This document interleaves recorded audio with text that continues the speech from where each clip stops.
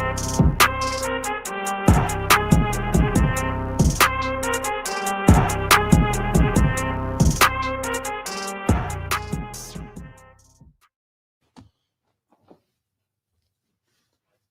up, everybody? Welcome back to another season of Third and Longhorn and our postgame show. And we'd also like to say hello to all the good folks at 1300 The Zone who are listening, since we'll be streaming on the radio this year. Very excited about that. I'm just going to keep talking so we don't have to talk about the game. Going to talk about a lot of stuff like that. Also, first off, can we note that all the guys who were on the preview show, they're not here today to face the Bullets, but I give it up to you guys for coming out. We've got an all-star cast today, starting with Jackson Jeffcoat, Adrian Phillips, and Aaron Williams here. And I am Nick Shuley, and we are going to break down number 3 Ohio State's 14-7 win over number 1 Texas.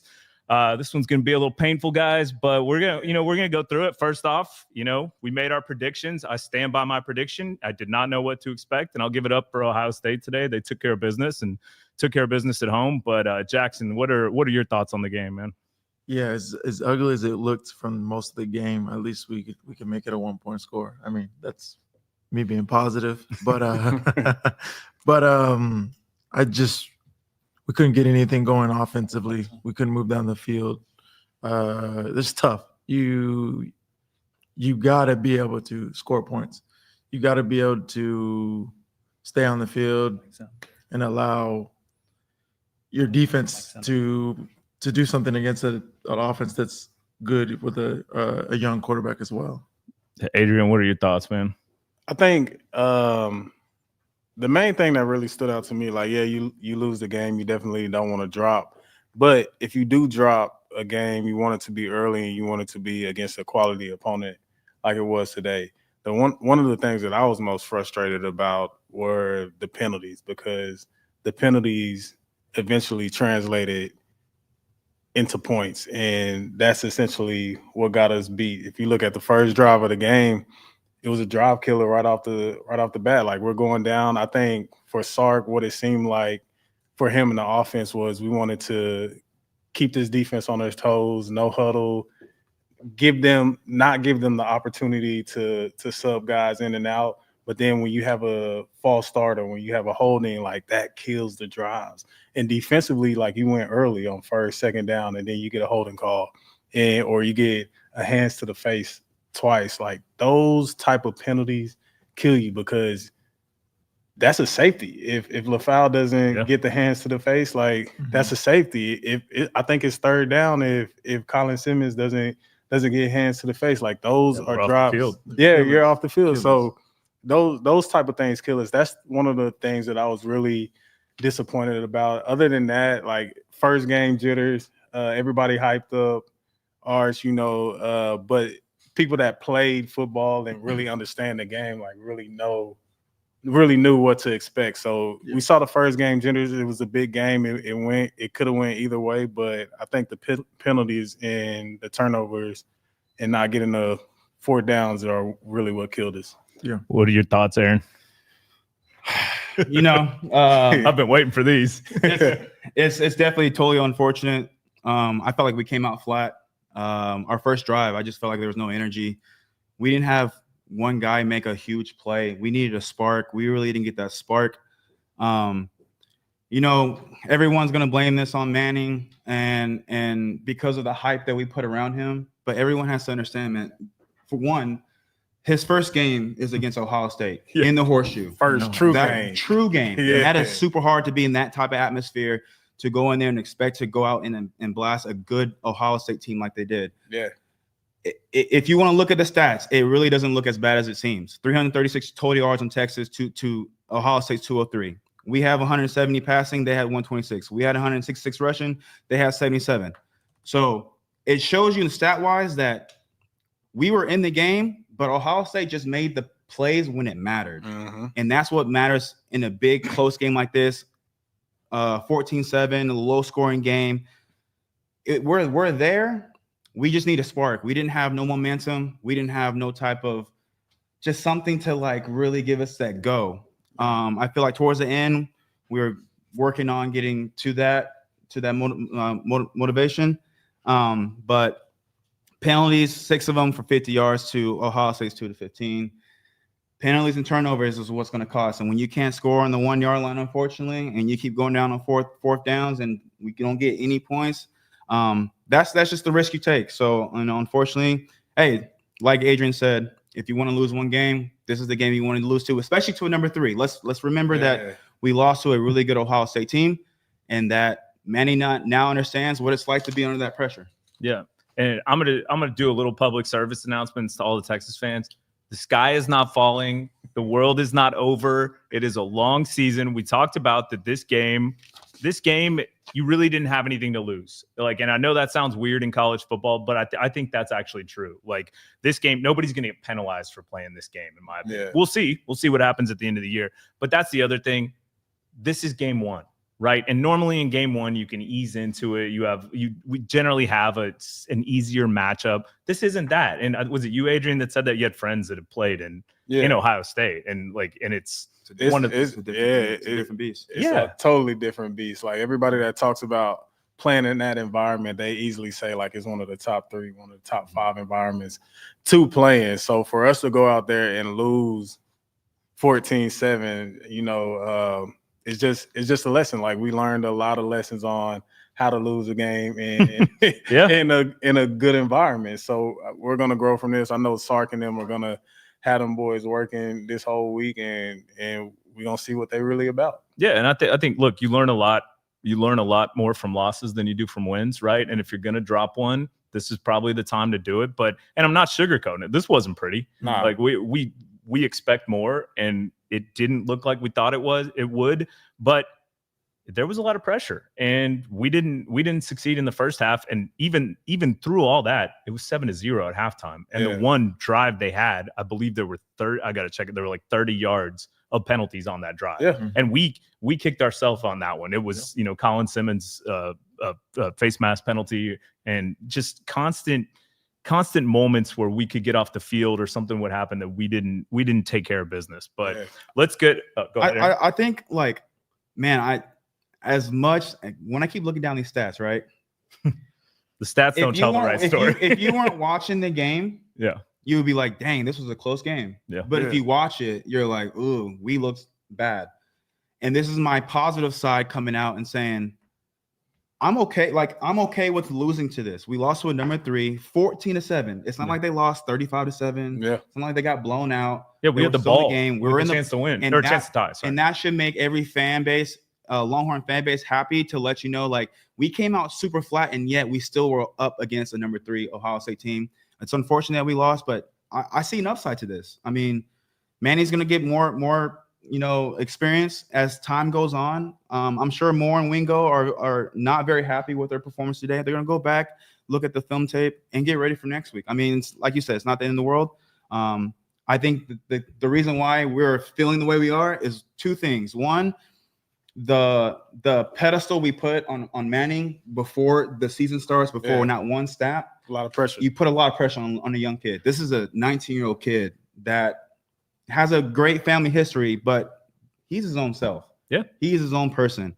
And then 2, like you said, we usually have a lower ranked team to get prepared for a game like this. Yeah. So for him to be in a situation like this, I know he's not happy about it, but you know what? He's going to bounce back. I know he will. Yeah. Well, let's start off with I'll say the ugliest part of the game is, let's start off with our offense versus their defense. Yeah. The Arch's final stat line, 17-30 for 170 yards, 1 touchdown and 1 interception.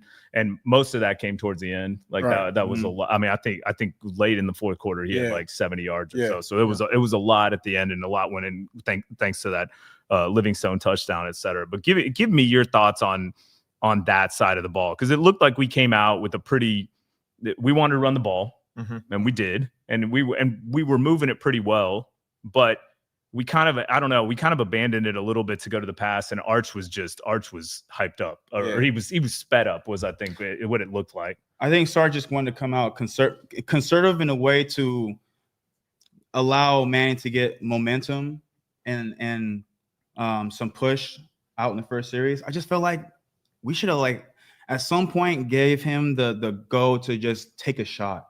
I feel like if we're in a big game like this, we need to start taking shots, maybe a trick play here and there, whatever the case may be.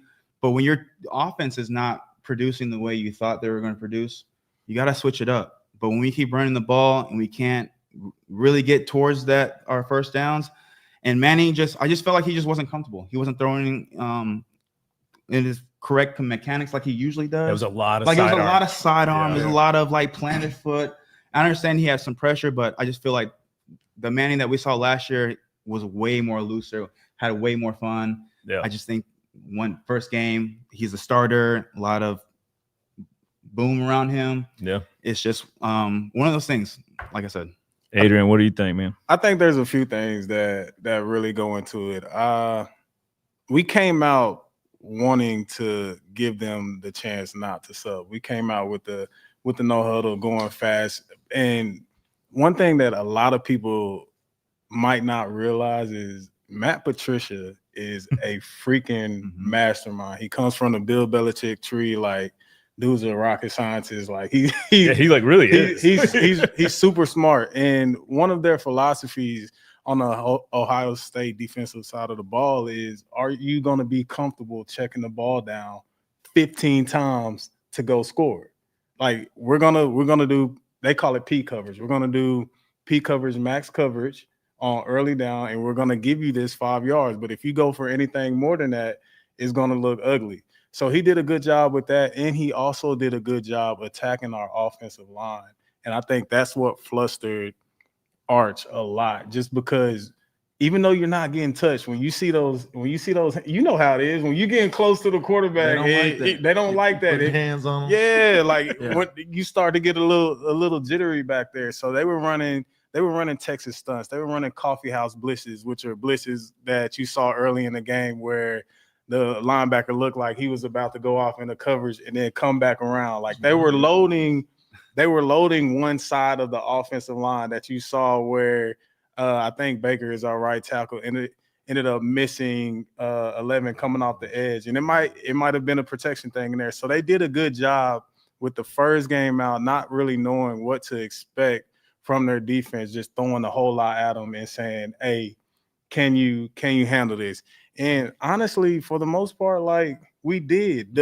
If you look at it, 6 for 50 on penalties, that's what I truly believe killed us in the 0 for 2 in the red zone. So you go 0 for 2 in the red zone, 1 for 5 on 4th down, 6 for 50 on penalties, and you lose 14-7. Yeah. Like that's 14 points right there. You know what I'm saying? Like you effectively win the game if you go 3 or 5, or if you go 1 for 1 like they did in the red zone. So we did it was a tough opponent that we were going against, and they did a good job exploiting that. But I just truly think that if we were able to stay to our game plan of no huddle and keeping their defense on their toes, I think we would have been fine. And that's why Arch seemed a little more relaxed at the end of the game, because we had to go no huddle. Yep. So they don't have a chance to disguise and get to those exotic blitzes and stuff like that. Yeah, Jackson, what do you think, man? Yeah, to piggyback off of what AP said as well with the penalties. I mean, those kill you. You take away those penalties, like he said, the game looks totally different. I mean, we play the same way. I mean, we have a chance to win the game, and maybe to win by a touchdown or two because of positions that we were in. Now, we didn't on the goal line, didn't get in. And I wouldn't blame that on Arch for sure. Like O-line wouldn't get any push there. Yeah. They didn't get any. They went push. the other way. They didn't get any push, and so he had nowhere to go. And I think that's the thing that we've been able to pride ourselves lately on is big O-linemen getting nasty and they're pushing people. I know when we went to Bama, we pushed them around, and that was something we would have to do going to Ohio State, push them around on both sides of the ball, and that's not what we did. And so, like saying that, you can work on that. You can improve on that. Yes, we wanted to beat Ohio State, but like you can play a cleaner game. We play a cleaner game. It looks a lot different. We got those teams coming up: Sam Houston State, San Jose State, and I can't remember who else. UTEP. In UTEP. Yeah. Clean your game up. Get your get your tempo down. Let's not jump off sides. Let's not get hands out of people's face. Let's play clean. I know the first game is always tough. It's always kind of like it's not a dress run, but it's like your first time hitting another team. And so you really have to come out strong when you start against a number 3 in the country. Yeah. And then we didn't do that. And so again, penalties, not being physical, and not playing to the best of our abilities really got us in this game. Yeah, and I think you guys said it best. Like credit. There was a lot of Texas didn't play. The offense didn't look how we wanted it to look, but there's a lot of credit to Ohio State for. I think that defense was better than anyone thought they were going to be, and especially they were. The things I'd read and heard on a lot of their sites was they were really worried about the interior of that defensive lineman and their depth of their defensive line, and that didn't look to be a problem today. No. They had nice pressure. They did a lot of good things. So, credit where credit's due there, but also. Folks have to remember that the offensive lines that we've been enjoying at this school have been playing together for a year, 2 years, 3 years. And so a lot of those guys have been like Jake Majors have been, it felt like 30 years, he's been there for a minute. So getting an offensive line to gel, it's not going to happen overnight. And coming out against Ohio State, that's a real test. So man, that's sorry to cut you off. It's the toughest thing. I'm going against somebody like Patricia, who's going to throw everything at you. One thing that I just kind of wanted to get off, the sneaks were tough for me. One thing that I wish Arch would do, and I hope Sark sits down with him and shows him, is just like not bury yourself. Yeah. There's one guy in the league who is a beast in the NFL, who is a beast that sneaks, and his name is Josh Allen. He literally takes that sneak anywhere. It can go A-gap, B-gap, C, D, all the way to the edge. Yeah. Whatever is open, he's taking it there. So I hope, like, in the future, because you're not going to get that push every time. They know when you're rushing to the line and you get to that formation, everybody is generally going to dive down to the A-gap. So I hope in the future that he just takes that and knows that sneak can really hit anywhere, bro. His neck got bent back on that one, and I was like, no. Well, you're listening to the Third and Longhorn postgame show. I'm Nick Shuley. I'm joined by Lifetime Longhorn legends Aaron Williams, Adrian Phillips, and Jackson Jeffcoat, and we're breaking down the game. You guys, if you have questions, start getting them in. Apparently, you can do like purchase comments, which that will help keep the lights on here too. If you want to make sure they get read online. But a lot of Ohio State people in there. This is really fun to just see some of these. But yeah, get those in now, and we're going to cover the defense and the special teams, which I'm really excited about the special teams. But the bright spot. But let's get to the Texas defense versus the Ohio State offense. And before we get started, man, props to Julian Sayin. Right. Yeah. Like that kid, that was his first game coming in. He looked that whole first half, he looked way more comfortable than Arch did. And the way that was schemed and all the things they were doing, his comfort level, you could tell he felt comfortable in that offense. And I mean, even the plays they didn't make, like that early pass to Max Clare on third down where they missed Jeremiah Smith, like that was a great throw. He just dropped it. And so I got to give it up to him. He didn't have a super sexy stat game, but I was pretty impressed. Jackson, give us your thoughts, man, on that side of the ball. Yeah, on the defense, I think we didn't do a good job of getting pressure on a young quarterback, which is so surprising. Yeah. That's our comfort level, right? Is the pressure. You got to get pressure on a young quarterback, and I put as a D lineman, I'm going to put it on that D line. Like, get off blocks, make sure you get to the quarterback, like, be relentless, and that's not what I saw. What did you see specifically with like Colin on that? Because I know everybody was expecting Colin to go off today. Was there anything you saw that they were doing that kind of hindered his ability to get to the quarterback? I wasn't necessarily watching him personally, just one. I was watching them as a whole, but I would see that they would have a tight end lined up on him, so probably slowed his rush a little bit. He would be on the tight end side, so he'd line up, had to respect them for the run, if not. So I saw that a couple times. But no, I think you have to make a young guy uncomfortable. You got to make him uncomfortable. You can't let him sit back there. They didn't let Arch be comfortable.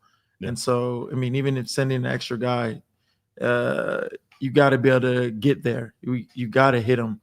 Quarterbacks, especially, I feel like young guys especially, you hit them once, they're thinking about it. He didn't really get hit that much, No. and he didn't ever have to leave the pocket. Truly, And Nah, that's what I'm couple saying. times. yeah. I mean, it was minimal. You want to get him out. You want him to not be comfortable. You got to have him thinking about you. Even if you don't send anybody, you just have 4 guys rushing.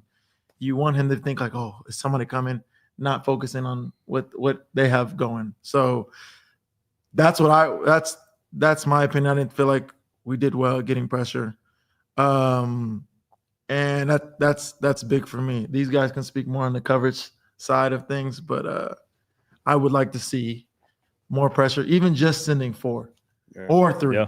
Like I want to see pressure. I want to see guys getting off blocks, getting to the quarterback. I see making Ohio. them comfortable. I see Ohio State fans Ohio Stating saying that nobody's talking about Texas's BS touchdown that we got at the end in mob time. Yeah, That was a catch, he watched a bro. different game, man. That was That a was- great catch. Anyway, but sorry, I didn't mean to cut you off, Jack. Just saw that one come through. Had to address that. You got to address that one. You didn't cut me off. I was pretty much done. Ooh, yeah, no, that was an impressive catch. But Adrian, what are your thoughts, man, on the defense for Texas and the offense for Ohio State? Yeah, I think the difference in pressure was huge. Like you definitely saw it. Even if Arch didn't get touched that much, you saw guys screaming at him, and you saw like Trey Wisner having to go up and take on a linebacker who was screaming straight down his face. You saw that, and that wasn't the first time. It happened a couple times. Like Arch Trey, I thought that was CJ, but it was either great, I don't know. one. No, I was Yeah. asking, but that was a great pickup. That was a grown great man pickup. He definitely feeling that. But I think what I saw from the pass rush side is one, they only threw the ball 20 times, and they didn't throw the ball a lot. And then when they did throw the ball, a lot of it was play action. And to your credit, a good number of times, Colin had a tight end or he was getting chipped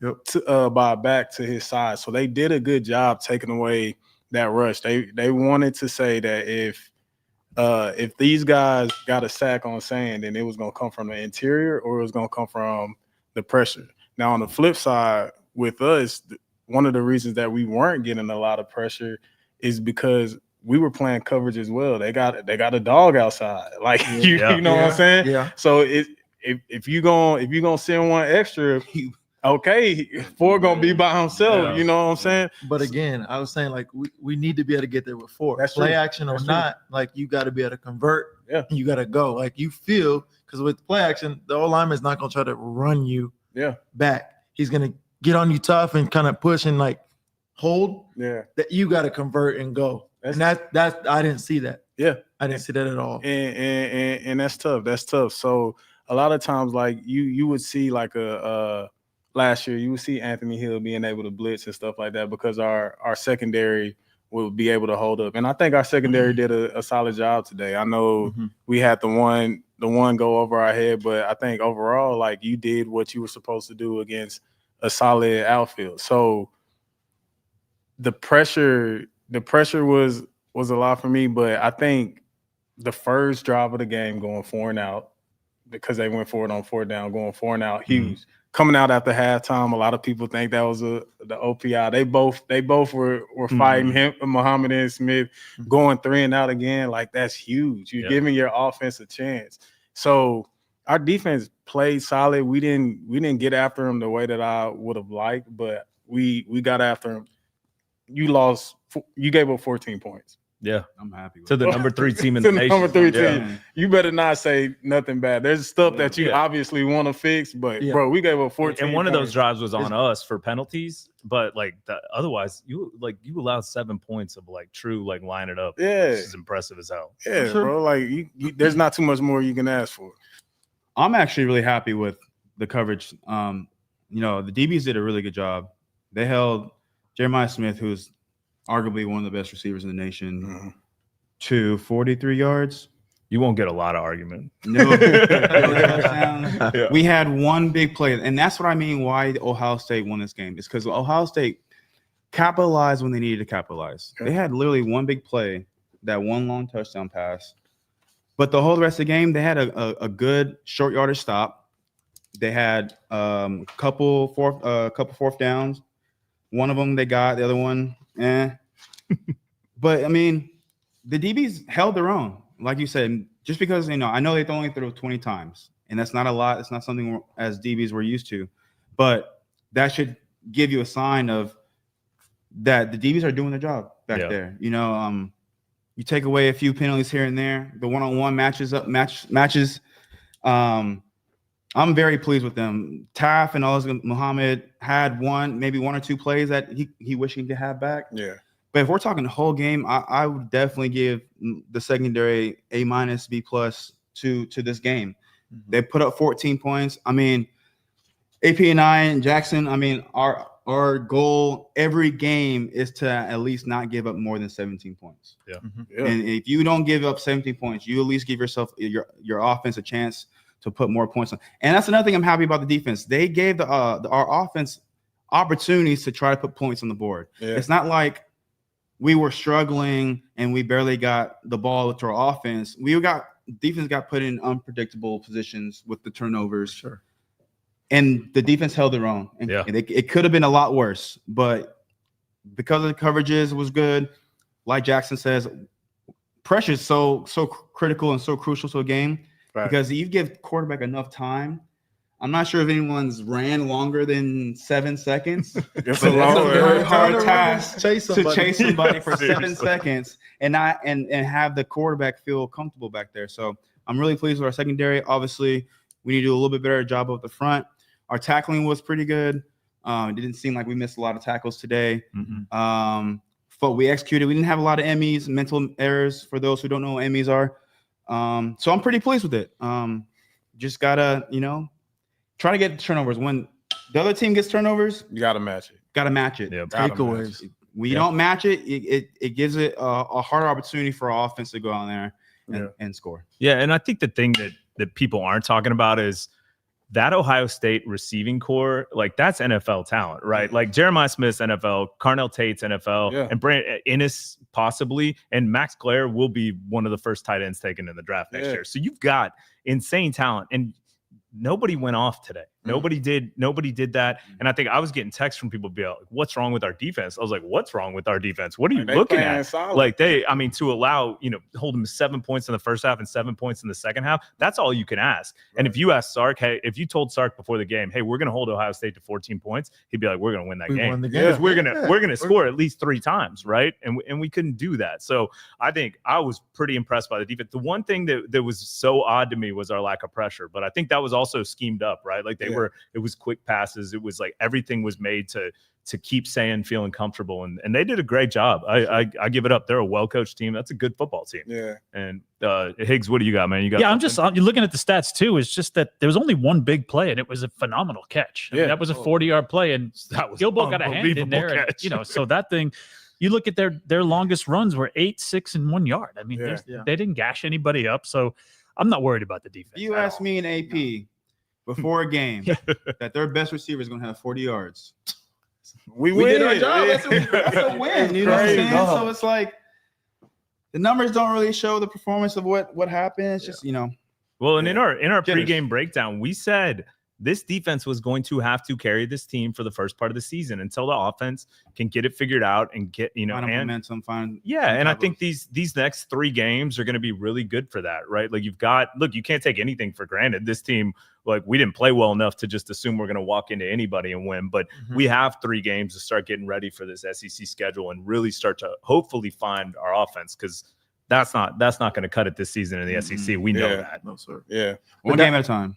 That's why I feel like I'm hard on the D line, because we got to do it. We got to carry, like, that's what your experience is. That's my experience. But like you guys are covering some of the best receivers in the country.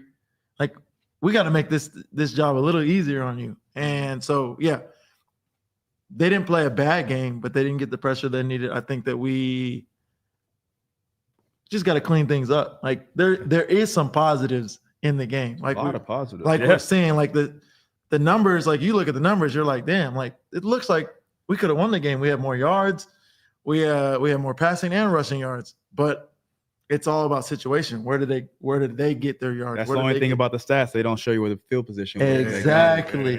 So maybe you guys can touch on, speaking of the positives, special teams. And when we saw our new punter come in here, and he looked all world.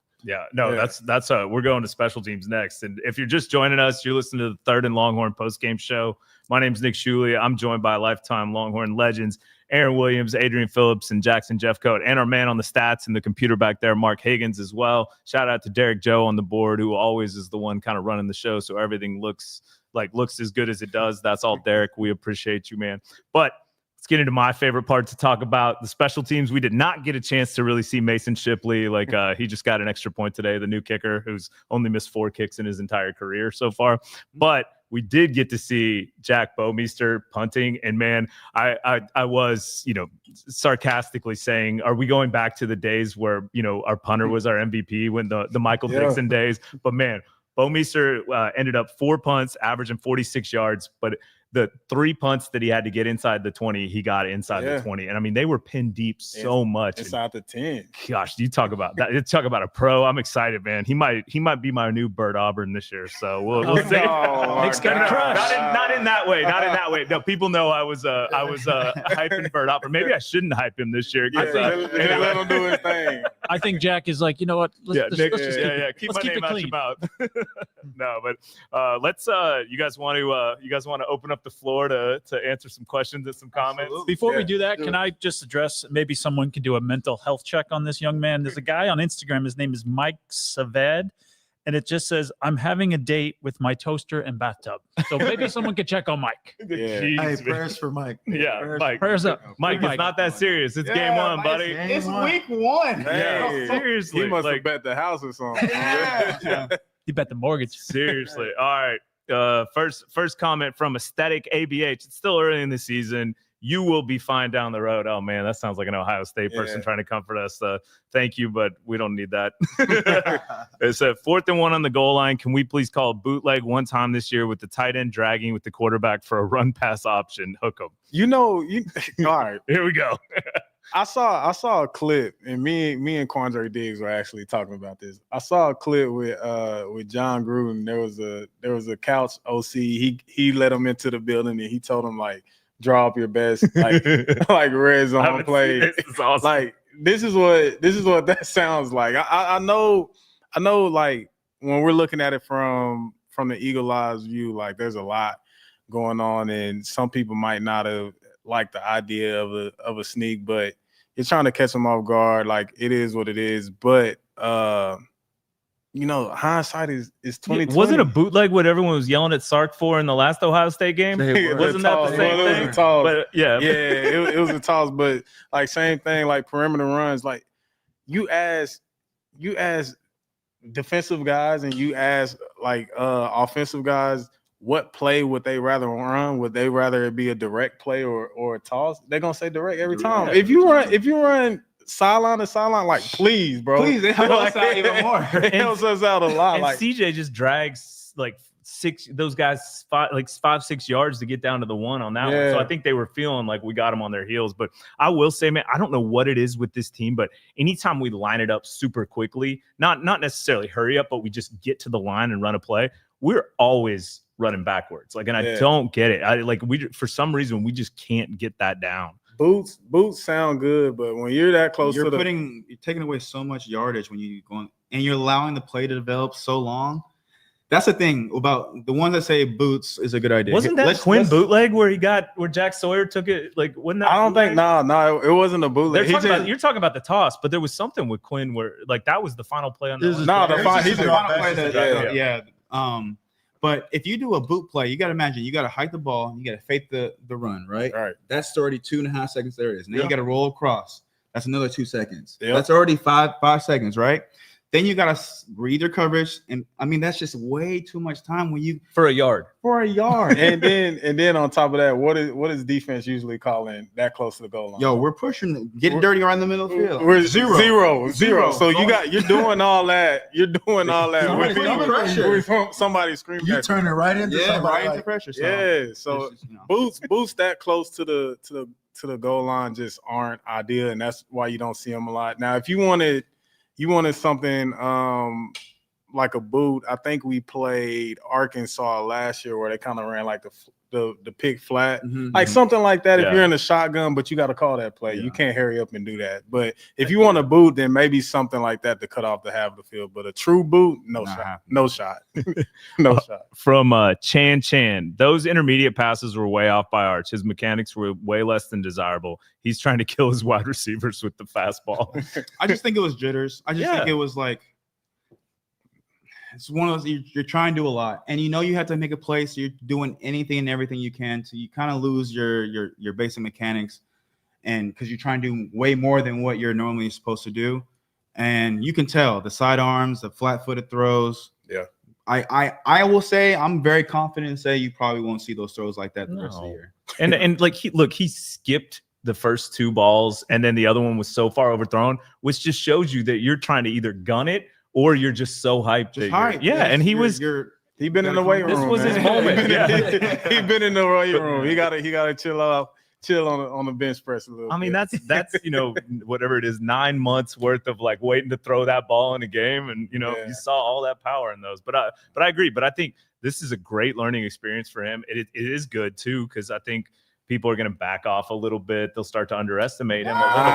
They are not backing off. Oh, I think they're going to back off the hype. They're going to turn on the hate. Oh, and the hate's already turned on. That's what our fans do, though. Right.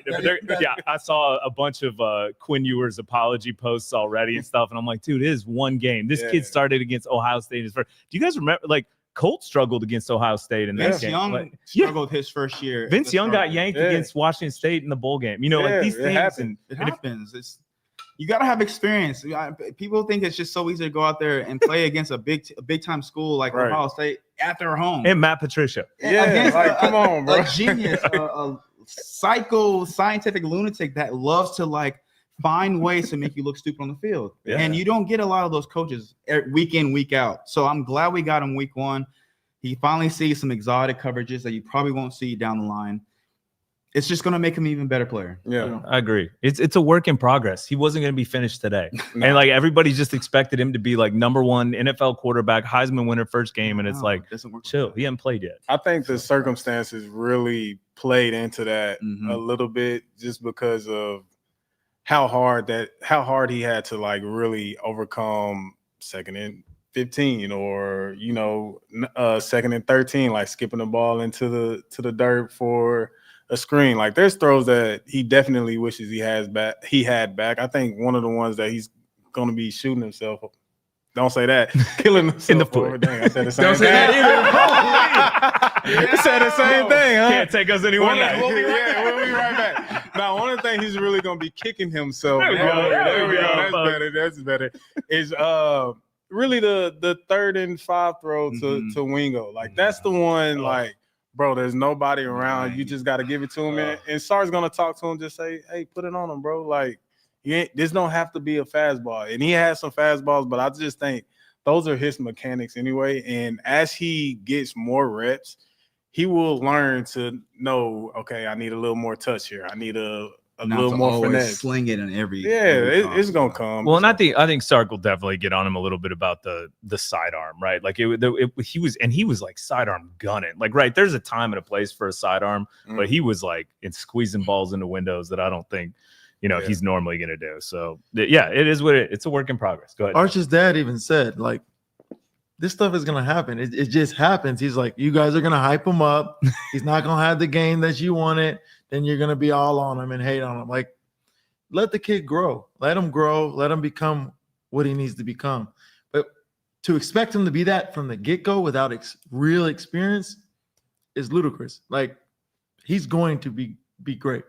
But it takes time. Steps. He needs adversity. Yeah. We did this to Garrett Gilbert. We did the same thing to Gary Gilbert. Exactly. Like, and it's like you got to give people time to play. And Gary Gilbert ended up being he ended up with a Super Bowl ring. Exactly. Like, all right, let's see. From the Master J, the defense really did a great job only keeping Ohio State at 14 points. The offense, though, needs some work. Yeah, that's fair.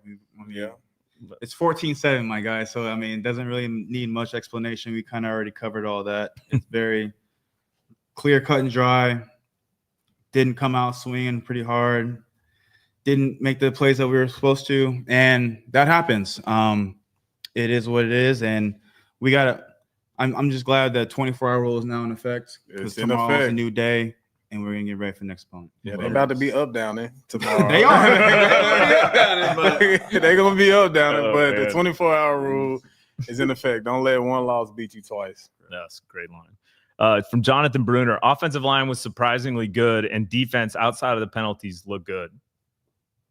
I mean, yeah, I agree. I'm not mad at that. Yeah. Offensive line, when post snap they played well. There was we had the one at the end of the game, and then we had a couple other ones where there were some pressures, but that's just simulated pressures. They were still dropping 7 or 8 people in covers. They were just covering the lineup and dropping their ends, just simulating. So now the tackles and guards, it makes it hard for them to kick back down. So post snap, the offensive line played good, but you cannot have 2 false starts. Well, we had 2 false starts from our offensive line, and then we had one from Wingo. Like you can't have that. And then I think a drive killer. Yeah. So when you get put behind the sticks like that in a hard environment versus a very hard team, like it's tough. So yeah, this comment, this is one thing I did want to bring up, and they nailed it. So from Burn Orange Horn, Littleton was stellar. Livingstone was good. I think it's supposed to be DL and OL need to improve. Arch has a ways to go. Bomeister was good. I think that's the part that we haven't talked about is Grayson Littleton on the defensive back who made those 2 plays on that one drive, like to tap the ball away. And like, man, that kid, he's a true freshman, 18 years old. Like that kid's going to be, I think he's going to be the real deal. And to start in a game like that. Yeah.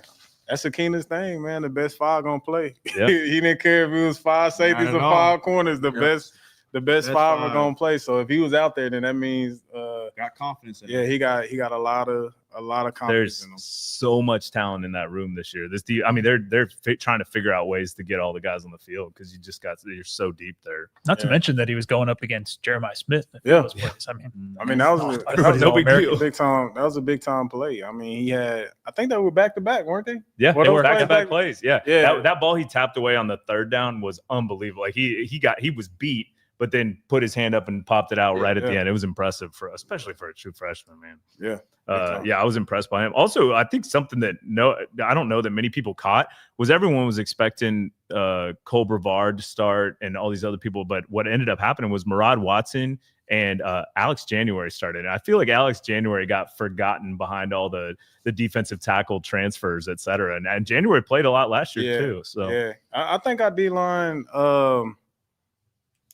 D-line played okay versus the run. I'd have to look at the yards per attempt, but I mean they only had 77 yards rushing. So if you're under 100 rushing, then you're solid. There was a couple times in there where it got to 2nd and long, and Ohio State would throw in the run in there, and they get that yardage back. I didn't like that, but I think overall, like those guys played solid. Yeah.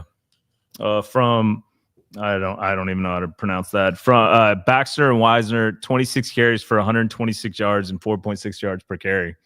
Mm-hmm. That's not a bad day. And by the way, when they came out the second half running Wisner looks nasty. Got juice, bro. I like Wisner. I'm happy Baxter's back. Me too. We need that run. We need his run. Yeah, we definitely need it. But like people don't forget, like Wisner was the guy last year. 1,000 yards last year. You know what I'm saying? So for him, he was the juice on our offensive side. Like we didn't have a lot of it, but he was the one giving us. He was the one that was our spark last year. Yeah. When we needed a play to make happen, Wise was the one get his number called, and he made something happen. Yeah. And I feel like we should give him more chances. And I know he got 16 attempts today, but good things happen when the ball's in his hands. So why not just give him the pill more? And it takes pressure off Arch as well. Yeah. Like lean on your running backs. Lean on your running backs to let him get comfortable and then make play action. Let him throw it. Let him throw easy read, and it gets him confidence. Why not? Why not run with a guy like Wisner? I like Wisner. Yeah. I think that was really the tale of the 2 halves, though, because the first half we couldn't run it to save our life. Yeah. But Wisner really came in the second half, and that's when we were able to move the ball. And I think that's one of the main reasons we were able to get to the red zone twice. Mm-hmm. These Sark teams tend to run the ball better when we're running outside the tackles. You know what I mean? I don't know what it is, and it's like our up the middle runs. It just feels like it fits better with this scheme, and that's when we open things up, and that's when they really go. This was from Smitty. Thank you for the paid comment. Although I'm gonna have to say we're probably gonna disagree with this one. Texas needs to go spend some money on receivers. I'm so glad. I'm so glad that he brought that up. Because I want to say Smith had 10 targets. Yeah, he had 10 targets. Wingo had 7. I think, and 2 of those were like screens. Yeah. We gotta get the ball to our best guys. Our guys didn't get a chance to showcase today. Nah, he didn't. I'm saying we didn't get no shots. We didn't get no shots. No shots. And the shots that we did try, he threw a late comeback. I think that was like one of the deepest routes we had was that comeback that he got picked off. And I think one more deep route. But, I mean, that's just 2. I mean, if we want – and we got – Wingo is fast. I don't think people – Wingo is fast. Moore is fast. Yeah. Let those guys go in there and make a play. Like, sometimes you just got to gamble and say, I think our guy's better than the other guy. Yeah. And just throw that ball. He did it on that Jack Endry's pass, the tight end. Man, Endry's made a heck of a catch and took a lick, too. Sometimes when things aren't working for you, you just have to be like, you know what? Let's gamble this time. I'm throw them. I have more comments in my guy than theirs. Let's just see what happens. Yeah. Touches, like they really make a difference. Mm-hmm. So as much as Wingo and Moore, like our 2 most experienced guys in that position, can touch the ball, like it matters. Like they just found a way. And Jeremiah only had 6 catches, but it looked a lot different. He had a couple drops that he did. He had looked like a first game. Yeah, he went out to the sideline changing his gloves, blaming it on his gloves or whatever. Like, nah, bro, you just dropped it, bro. You just dropped it, bro. The announcer was like, "Oh, that was the problem." I was like, "Nah, dude, he turned his head and was running before he got it." Yeah. So, but they made an emphasis. Ohio State made an emphasis that hey, we're gonna get our best guys the ball, and I feel like we kind of did that a little bit. But you have to just emphasize getting your players touches because now the defense is thinking about that no matter what, because they're like, all right, the more touches he get, the more chances he can have to like break this thing for 100. So let's get on that. Yeah, Wingo and Moore are game breakers. They can have huge games, and I just don't. They didn't really get a chance to showcase that. And I like what we saw from Parker Livingstone. That was a great catch, and I've heard really good stuff about him, but also people forget that Emmett Mosley, the Stanford transfer, who's apparently really good, is still dinged up, so he didn't play today. So there's still depth there. I don't think everything's not broken. Everyone's just ready to throw the baby out with the bathwater here. But from Culture of Cuts, appreciate what you guys do. Keep up the great work. Hook 'em. Thanks for the sponsoring. Appreciate you, my guy. Appreciate that. Eddie Guajardo, defense wins championships. We'll be all right. It's week 1, fellas. Yep. I like that. I like that attitude. I like that. That was our boy Cuts. Oh, was it? Yeah. Oh, yeah, dude. That's our guy that makes our wood cuttings for our show, which we forgot to bring today. Sorry, Cuts. Next time. Yeah. From DCAR, Arch isn't exempted from the growing pains. It's all part of the process. Of course. I mean, no one's exempt. No one's bigger than the program. That's always been the same. Yeah. And I also think people forget, like coaches have to figure out their teams too, right? Like you're not finished. Like just because the game starts doesn't mean you still know exactly what you have and how people are going to act and react. And so for Sark, for Kwiatkowski, for all of them, it's a learning experience of like, okay, this guy did what he needed or this guy didn't. So I think it's going to take some time and we'll figure it out, I think. But I think AJ, one of y'all said it earlier. Most people start their seasons off with cupcakes. Yeah, you kind of find out what you have like those first 2 games. Weeks, yes, and we did that against like one of the best teams in the nation. So we really, it's hard. You can learn a little bit from this game, but there's such a quality opponent that is just like, all right, we just can't mess this up next time. These next 3 games are really gonna tell us like what type of team that we have. Is Arch better on the move? Is he better drop back? Is he more of a Tim Tebow? Let's run him a lot. Like these next 3 games are our true trial runs. Like we jumped out the gate hot. As hot as you possibly can. Yeah, that's a crazy way to start a season. Yeah. Like, right. Like, Yeah. but at least, you could almost lay an egg in a performance and not show up till pretty late. And you lose 14-7 to the number 3, soon to be number 2-1 team in the nation. Yeah. Not too shabby. You're close. You got some stuff you got to work on, but you're not far. From D Ando, run QB power on 4th down, no sneak. Shout out. Yeah. So that's my little bro. That's he's actually Fozzie's little god brother. Okay. So yeah, so we're always talking 24. He just said run QB power on 4th down, no sneak. Shout out P. I think it's a goat or dog. I can't tell what that. I think it's a goat. It's a goat. Oh, it's a goat. Yeah. Okay. But I call him LD. LD no balling. We always talk balling. We always talk shop, like me, him, Fozzie, and our group chat, Quandre, everybody. We're always talking ball, and he's been an avid believer. Like run arch as much as you can. Like you don't want to get them hurt, but run them. Like just something to keep them on their toes. And I think one thing that Sark kind of started to understand was like when we get in the red zone, Arch is probably one of your most dangerous people, and that's why he ran them twice. He's our Josh Allen. Yeah, he ran them twice back to back, and it just was a little too far away. So they didn't get that many. They didn't get that many yards, but he right. I would have liked the QB power on that too.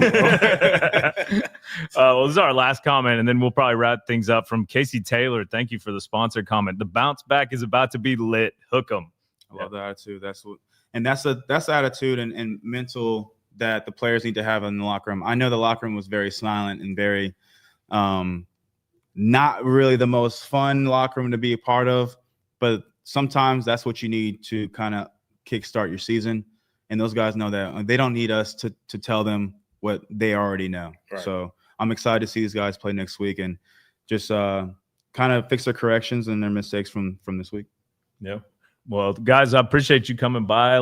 Thanks. We're going to have to keep doing this if y'all are down. Appreciate that. And thanks for everyone listening on 1300 The Zone. We're excited to be on the radio this year. So for Jackson Jeffcoat, Adrian Phillips, and Aaron Williams, I'm Nick Shuley, and we will see y'all for the preview show. Oh, yeah. And don't forget Mark Higgins and Derek Joe. Can't forget Mark. Thanks, y'all. Can't forget.